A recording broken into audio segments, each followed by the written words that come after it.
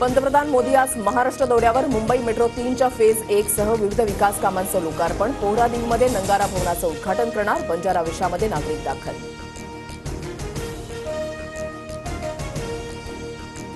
राहुल गांधींच्या हस्ते आज कोल्हापुरातील शिवरायांच्या पुतळ्याचं अनावरण. विमानामध्ये तांत्रिक बिघाड झाल्यानं कालचा दौरा रद्द.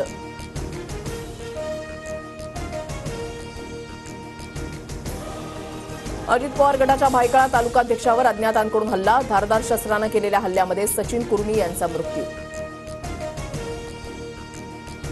अजित पवार गटाचे इंद्रनील नाईक आणि भाजपच्या निलय नाईकांना मोदींच्या कार्यक्रमातून डावललं. समाज बांधवांना घेऊन पोहरादेवीला जाणार. इंद्रनील नाईकांची प्रतिक्रिया.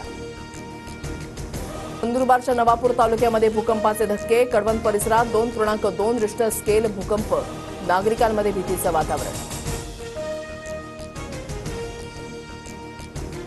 इमर्जन्सी चित्रपट पुढील महिन्यामध्ये प्रदर्शित होण्याची शक्यता. निर्माते आणि सेन्सॉर मंडळातील तडजोडीनंतर प्रकरण हायकोर्टाकडून निकाली.